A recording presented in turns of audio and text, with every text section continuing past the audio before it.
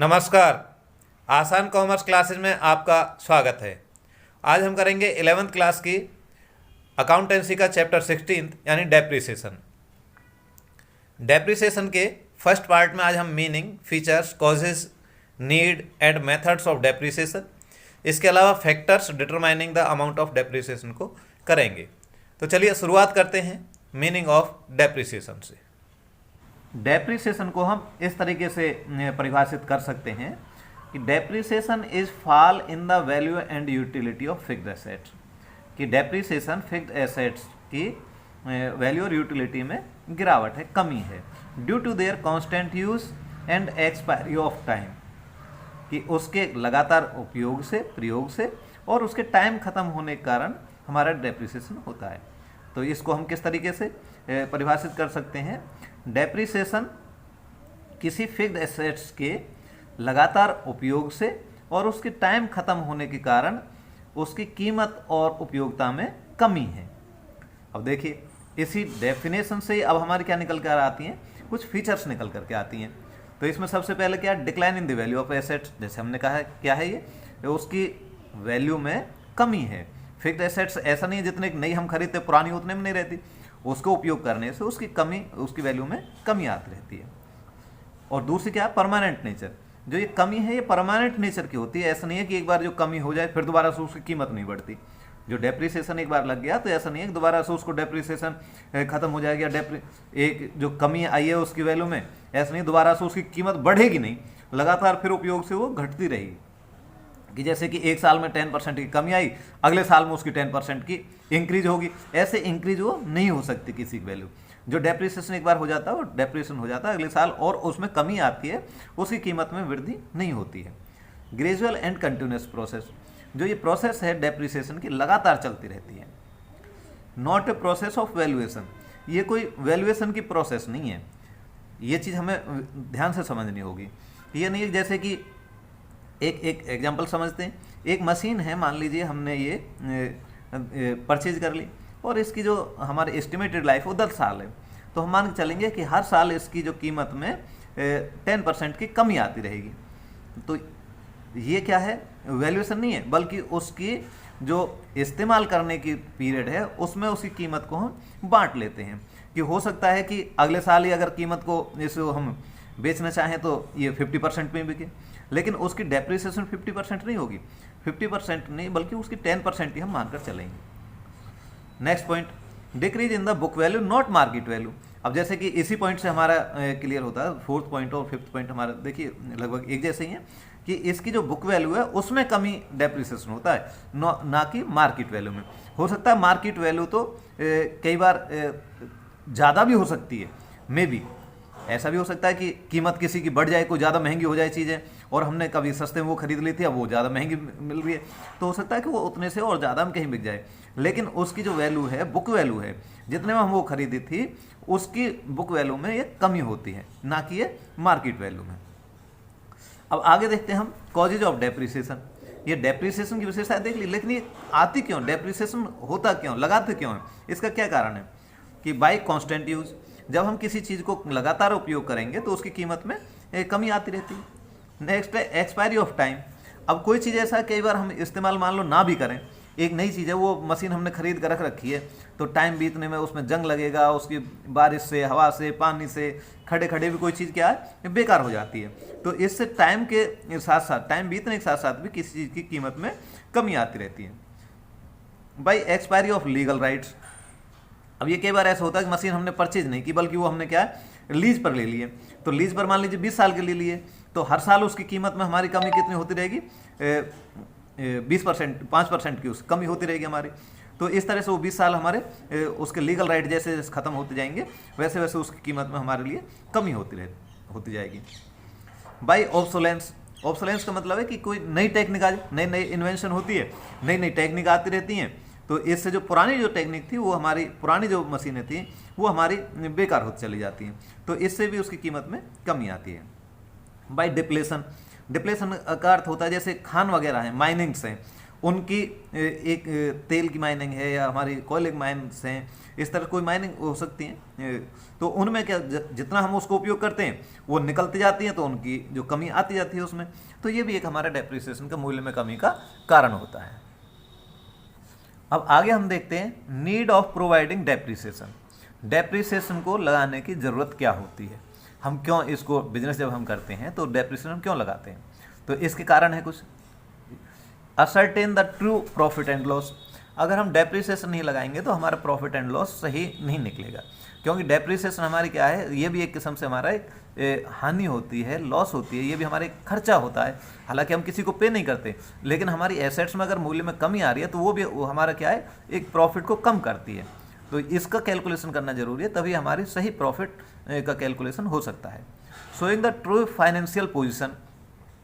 जैसे कि एक एसेट्स हमने मान लीजिए वही 1 लाख रुपए खरीदी, तो अगले साल भी अगर हम उसे 1 लाख की दिखाएं तो वास्तव में 1 लाख की नहीं है वो, तो उसकी वैल्यू कम है। सही हम फाइनेंशियल, तो हमारी एसेट्स और लाइबिलिटी, फाइनेंशियल पोजीशन में क्या दिखाते हैं, एसेट्स और लाइबिलिटी, यानी एसेट्स की सही वैल्यू हमारी दिखाई जाए तो ही हमारे ये, इसलिए भी हम डेप्रिसिएशन को लगाते हैं। Accurate cost of production. अब प्रोडक्शन की सही कॉस्ट निकालने के लिए क्या है कि जो हमने मशीन इस्तेमाल की है, जो उसमें डेप्रिसिएशन आया, उसकी मूल्य में कमी आई है, वो भी हमें लगानी चाहिए। Provide fund for replacement of assets. अब जो एक एसेट्स है, हमने देखा कि हमारे 10 साल चलनी है, तो 10 साल हमें क्या, 10 साल बाद हमें इसको रिप्लेसमेंट करना होगा, तो उसके लिए हमें कुछ पैसा चाहिएगा। तो पैसा हम क्या है कि एक फंड प्रोवाइड हमारा इकट्ठा हो जाता है डेप्रिसिएशन लगा करके। डेप्रिसिएशन लगाते रहेंगे तो हमारे क्या, प्रॉफिटों में से एक पैसा हमारा बचता रहेगा और उससे हम नई एसेट्स परचेज कर सकते हैं। For avoiding over payment of income tax. अगर हम डेप्रिसिएशन नहीं लगाते हैं तो हमारा क्या, प्रॉफिट ज़्यादा दिखाई देगा। अगर वो प्रॉफिट, जबकि रियल में उतना प्रॉफिट नहीं है, और जब वो प्रॉफिट हमारा ज़्यादा दिखाई देगा तो उसके ऊपर इनकम टैक्स भी ज़्यादा देना होगा। तो इसलिए भी हम क्या है कि अपनी डेप्रिसिएशन को लगाते हैं, जिससे कि सही प्रॉफिट निकले और सही हमारा इनकम टैक्स पेमेंट हो। अब देखते हैं factor determining amount of depreciation. Depreciation किन वजह से, यानी डेप्रिसिएशन कितना हो, इस चीज़ को कौन कौन से फैक्टर्स डिटरमाइन करते हैं। तो सबसे पहला है कॉस्ट, टोटल कॉस्ट। अगर किसी एसेट्स की ज़्यादा कॉस्ट होगी तो उस पर ज़्यादा डेप्रिसिएशन लगेगा, और कम कॉस्ट होगी तो उसके ऊपर कम डेप्रिसिएशन लगाया जाएगा। तो ये जो कॉस्ट है किसी भी फिक्स एसेट्स की, वो हमारे डेप्रिसिएशन का इफेक्ट करती है। नेक्स्ट है total useful life of assets, और दूसरा है टोटल यूजफुल लाइफ। अगर किसी एसेट्स की ज़्यादा दिन तक वो हमारी चलती है, यूजफुल लाइफ उसकी ज़्यादा है, तो उस पर डेप्रिसिएशन कम होगा। अगर यूजफुल लाइफ हमारी कम है तो उस पर डेप्रिसिएशन ज़्यादा लगेगा। जैसे एक एग्जांपल लेते हैं, वो 1 लाख रुपए की मशीन खरीदी, अगर इसकी 10 साल तक यूजफुल लाइफ है तो 10-10 हज़ार रुपये 10 साल तक इसका डेप्रिसिएशन लगेगा। और अगर 20 साल इसकी यूजफुल लाइफ हुई तो वो कितना, 5-5% लगाया जाएगा, 20 साल में उसको बांटा जाएगा उसकी कॉस्ट को, तो फिर हमारे ये कम डेप्रिसिएशन लगेगा। नेक्स्ट है एस्टिमेटेड स्क्रैप वैल्यू। अब ये भी हमारे डेप्रिसिएशन को डिसाइड करती है कि मान लीजिए जैसे 10 साल के बाद में अब वो मशीन है, मान लीजिए वो 10,000 रुपये में बिकती है, 10 साल बाद में वो बेकार हो जाती है और वो जो स्क्रैप वैल्यू वो 10,000 में बिकती है। तो जो 10 साल में हमारी कमी आई वो 90,000 की कमी आई। तो 90,000 को हम 10 से डिवाइड करेंगे, 10% तो 9,000 रुपये हमारे उसके डेप्रिसिएशन लगेगा। और अगर इसकी स्क्रैप वैल्यू मान लीजिए भी ख़राब हो जाती है और ये बेकार हो जाती है 10 साल बाद, और ये मान लीजिए 30,000 की बिक जाती है, तो 1 लाख में से 30,000 की स्क्रैप वैल्यू होगी। और अब इसकी जो कमी आई है 10 साल में, ये 70,000 हुई। तो इस तरह से जो इसमें डेप्रिसिएशन हुआ कितना, 7,000 हुआ। तो इससे क्या है कि अगर स्क्रैप वैल्यू हमारी ज़्यादा होती है तो डेप्रिसिएशन कम लगेगा, और स्क्रैप वैल्यू अगर कम होती है तो उस पर डेप्रिसिएशन ज़्यादा लगेगा। अब आगे हम देखते हैं मेथड्स ऑफ डेप्रिसिएशन। डेप्रिसिएशन के वैसे तो बहुत सारे मेथड है, लेकिन हमारे जो सिलेबस में स्ट्रेट लाइन मेथड और हमारे रिटर्न डाउन वैल्यू मेथड है। वैसे एन्युटी मेथड है, इंश्योरेंस पॉलिसी मेथड है, और बहुत सारे मेथड्स हैं। जब आगे क्लास में जाएंगे तो आप उन्हें समझोगे। अब तो स्ट्रेट लाइन मेथड और रिटर्न डाउन वैल्यू मेथड क्या है, इसको मैं एक एग्जांपल से यहाँ पर समझाता हूँ। मान लीजिए स्ट्रेट लाइन मेथड में क्या है, ये 10,000 1 लाख रुपीज़ की मान लो ये मशीन है। अब इस पर 10% से हमें डेप्रिसिएशन लगाना है, तो डेप्रिसिएशन कितना हो गया, 10,000। तो फर्स्ट ईयर में भी 10,000 लगेगा, सेकंड ईयर में भी 10,000 रहेगा, थर्ड ईयर में भी हमारा कितना 10,000 ही रहेगा। तो इस तरीके से लगातार ये हमारे 10,000 हर ईयर में ये 10,000 लगता रहेगा। ये हमारी क्या कहलाती है, स्ट्रेट लाइन मेथड कहलाता है ये।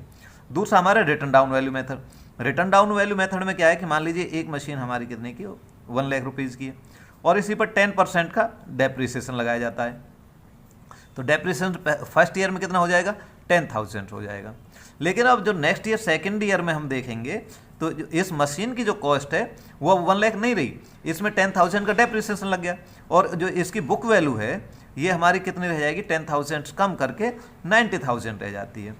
अब जो नेक्स्ट ईयर में सेकेंड ईयर में डेप्रिसिएशन लगेगा 10%, वो 90,000 पे लगेगा और ये कितना आ जाएगा, 9,000 आ जाएगा। इसी तरह से थर्ड ईयर में जो इसकी बुक वैल्यू है वो हमारी कितनी रह जाती है, 81,000 रह जाती है। अब जो थर्ड ईयर में डेप्रिसिएशन लगेगा 81,000 के ऊपर लगेगा 10%, तो ये कितना हो जाता है, 8,100। तो इस तरह से रिटर्न डाउन वैल्यू मेथड में डेप्रिसिएशन हमारा हर साल कम होता चला जाता है, जबकि स्ट्रेट लाइन मेथड में हर साल डेप्रिसिएशन हमारा बराबर रहता है। अब जो हमारे दो मेथड हैं, स्ट्रेट लाइन मेथड और रिटर्न डाउन वैल्यू मेथड, इसमें से स्ट्रेट लाइन मेथड को थोड़ा सा हम और डिटेल में समझ लेते हैं। Under this method depreciation is charge at a fixed percentage on the original cost of the fixed assets. यानी यहाँ पर जैसे कि हमने अभी देखा था एक छोटा सा एग्जांपल लेकर के, इसमें फिक्स्ड एक परसेंटेज होती है, उसमें कुछ कमी नहीं आती, बराबर बराबर हर साल जो ओरिजिनल कॉस्ट होती है फिक्स्ड एसेट्स की उस पर हर साल बराबर बराबर डेप्रिसिएशन लगता है। इसी मेथड को हम ओरिजिनल कॉस्ट मेथड भी कह देते हैं। अब इसका तरीका क्या है निकालने का, ईयरली डेप्रिसिएशन हम कैसे निकालते हैं कि original cost minus scrap value upon life of assets, जो हमारी फिक्स एसेट्स की लाइफ होती है उससे उसे डिवाइड कर देते हैं। कि एक एग्जांपल लेते हैं, जैसे कि मान लीजिए कोई कॉस्ट हमारी कितनी है, 2 लाख रुपीज़ है, स्क्रैप वैल्यू हमारी कितनी है, 60,000 और लाइफ है इसकी 5 ईयर। तो इसका डेप्रिसिएशन कैसे निकालेंगे हम, original cost 2 lakh rupees minus में 60,000 डिवाइडेड बाई 5, इसको डिवाइड करेंगे तो ये हमारा कितना आ जाता है, 70,000 आ जाएगा। तो ये 70,000 क्या हमारा हर साल का डेप्रिसिएशन होगा। अब इसकी जो स्ट्रेट लाइन मेथड क्यों अपनाते हैं, इसकी मेरिट्स क्या है कि सिंपल, सबसे पहले क्या है कि सबसे सिंपल है, बड़ी आसानी से एक जैसा ही डेप्रिसिएशन हमारा हर साल लगता रहता है। इक्विलिटी कि हर साल के बराबर डेप्रिसिएशन लगता है, इसमें इक्विलिटी रहती है, किसी में कोई कम या ज़्यादा नहीं होता है। Assets can completely return of, तो इसमें जो एसेट्स है वो पूरी तरह से रिटर्न ऑफ हो जाती है। नेक्स्ट है अब इसके डिमेरिट, इसके कुछ डिमेरिट भी हैं। डिमेरिट की डिफ़िकल्टी इन कंप्यूटेशन, कि इसका ये अनुमान लगाना ही डिफ़िकल्ट होता है कि इसकी जो एस्टिमेटेड लाइफ कितनी होगी, अब 5 साल बाद या 10 साल बाद इसकी कितने की स्क्रैप वैल्यू इसकी बनेगी, तो यही लगाना काफ़ी मुश्किल होता है। तो ये इसकी क्या डिमेरिट है। अनइक्वल चार्ज अगेंस्ट इनकम, अब इसका अनइक्वल चार्ज क्या है कि हम फिक्स रूप से लगाते रहते हैं डेप्रिसिएशन, कि हर साल हमने बराबर बराबर लगाया, लेकिन आगे चल के क्या होता है कि शुरुआत में इसके जो मेंटेनेंस पर कम खर्च होता है और बाद में मेंटेनेंस पर ज़्यादा खर्च होता है। तो शुरुआत में जबकि हमारी ज़्यादा इस्तेमाल होती है ये, लेकिन फिर भी इस पर डेप्रिसिएशन क्या कम रहेगा वो, क्योंकि उसके मेंटेनेंस चार्ज कम है। लेकिन बाद के सालों में इसके मेंटेनेंस चार्ज ज़्यादा हो जाएंगे और डेप्रिसिएशन हम उतना ही लगाएंगे। तो ये इसका क्या है कि वो ज़्यादा हमारा जो चार्ज होगा इनकम के अगेंस्ट में वो ज़्यादा आएगा, क्योंकि मेंटेनेंस ज़्यादा बढ़ जाएगा, जबकि शुरुआत में इसकी यूटिलिटी भी ज़्यादा है और मेंटेनेंस कम होगा, तो डेप्रिसिएशन हमारा कम रह जाता है। तो इस तरीके से क्या है कि शुरुआत के साल में अब होना क्या चाहिए था कि शुरुआत के सालों में ज़्यादा उपयोगिता ज़्यादा डेप्रिसिएशन लगाना चाहिए और बाद के सालों में कम डेप्रिसिएशन लगाना चाहिए। तो ये इसकी एक मेरिट है। Undue pressure on last year, last जो बाद के साल हैं उनमें ज़्यादा प्रेशर आ जाता है, कि ज़्यादा प्रेशर किस वजह से, डेप्रिसिएशन में हम उतने लगा रहे हैं लेकिन लास्ट की ईयर्स में मेंटेनेंस पर ज़्यादा खर्चा होता है, तो इस तरीके से ज़्यादा प्रेशर हमारा इनकम के ऊपर रहता है। ओमिशन ऑफ इंटरेस्ट फैक्टर, अब इसके ऊपर जो इंटरेस्ट का फैक्टर है, इंटरेस्ट को हम इसमें ध्यान में नहीं रखते। जितने हम मशीन खरीदिए अब उसके ऊपर इंटरेस्ट भी तो हमें पे करना होता है, तो इंटरेस्ट को इस मेथड में ध्यान में नहीं रखा जाता है। अब आगे हम देखते हैं अकाउंटिंग ट्रीटमेंट, ये हमारी ज़्यादा इंपॉर्टेंट है, इस बात को थोड़ा ध्यान से समझ लीजिए। अब आगे देखते हैं हम अकाउंटिंग ट्रीटमेंट, यानी स्ट्रेट लाइन मेथड में हम किस तरीके से अकाउंटिंग, अमाउंट तो हमने देख लिया कि अमाउंट हम कैसे, अमाउंट तो हम इस तरीके से निकाल लेते हैं, या कई बार फिक्स्ड परसेंटेज दी होती है तो परसेंटेज से भी निकाल लेते हैं। लेकिन उसकी जर्नल एंट्रीज हम क्या करेंगे? तो सबसे पहले परचेज ऑफ फिक्स्ड एसेट्स। आप जानते हैं जब हम किसी फिक्स्ड एसेट्स को परचेज करते हैं तो उसकी क्या एंट्री होती है? Assets account debit to bank या कैश। तो ये हमारी जर्नल एंट्री हो जाएगी एसेट्स को परचेज करते समय। लेकिन जैसे डेप्रिसिएशन प्रोवाइड करेंगे तो एसेट्स की जो वैल्यू है, जो डेबिट की थी, इसकी वैल्यू में कमी आई, एसेट्स हमारी कम हो जाएगी। तो एसेट्स को हम क्या क्रेडिट कर देते हैं उतने से। और डेप्रिसिएशन को, ये क्या हमारा डेप्रिसिएशन हमारा क्या एक्सपेंसेस या लॉस रहता है, ये उसकी किसी एसेट्स की वैल्यू में कमी आती है। तो यहाँ depreciation account debit to assets, ये इसकी डेप्रिसिएशन चार्ज करने की, डेप्रिसिएशन लगाने की हमारे जर्नल एंट्री बन जाती है। अब नेक्स्ट आता है कि कुछ साल बाद जब ये पुरानी हो जाती है तो हमें एसेट्स को बेचनी भी होती है। तो एसेट्स को बेचने पर हमारी क्या एंट्री की जाती है? Bank account debit to assets. ये जो हमारी सिंपल एंट्री हमने सीखी थी वो ये एंट्री हो जाती है। अब इसको मशीन को बेचने पर हमारा क्या है कि कोई लॉस भी हो सकता है या ये प्रॉफिट हो सकता है। जैसे कि एसेट्स पर डेप्रिसिएशन लगाते लगाते 1 लाख रुपए की एसेट्स थी और उस पर डेप्रिसिएशन हमने 80,000 रुपये की डेप्रिसिएशन लगा चुके हैं, तो बुक वैल्यू इसकी मान लीजिए 20,000 की है। अब ये 20,000 की हमने अगर 20,000 में बेची है तो हमारी एंट्री क्या हो जाएगी? Bank account debit to assets, और आगे ना तो इसके ऊपर लॉस हुआ ना प्रॉफिट हुआ। 20,000 की इसकी बुक वैल्यू रहती थी, 20,000 बेच दी हमने, तो यहीं पर एंट्री हमारी खत्म हो जाती है। लेकिन ऐसा बहुत कम होता है कि जितने की बुक वैल्यू हो उतने में बिके, उससे कम में बिक सकती है, उससे ज़्यादा में बिक सकती है। अगर ये हमारे 20,000 की बुक वैल्यू लेकिन उससे भी अगर कम में बिकती है तो हमारी क्या हो जाती है? लॉस हो जाती है। तो मान लीजिए 20,000 की बुक वैल्यू है, ये हमारे 18,000 बिकती है, 2,000 रुपये क्या हो गया? लॉस हो गया। लॉस को हम क्या करेंगे? डेबिट करेंगे। तो loss on sale of fixed assets account debit to assets account, ये इसके लॉस के लिए हो जाती है, एंट्री हो जाती है। और अगर ये हमारा क्या प्रॉफिट हो जाए, यानी जो 20,000 रुपये की बुक वैल्यू है ये हमारे मान लीजिए 25,000 बेच दी, तो 5,000 का क्या हो गया? प्रॉफिट हो गया हमारा। और प्रॉफिट के लिए हम क्या एंट्री करेंगे? Assets account debit to profit on sale of assets, ये हमारी एंट्री हो जाती है। तो इस तरीके से ये हमारी 4 एंट्रियाँ हैं। इन 4 एंट्रियों से हमारे जो आगे के वो क्वेश्चन आसानी से हो जाएंगे। अब अगले जो वीडियो आएगा उसमें हम इनकी मदद से कुछ प्रैक्टिकल जो क्वेश्चन करके देखेंगे। तो आज के लिए इतना ही।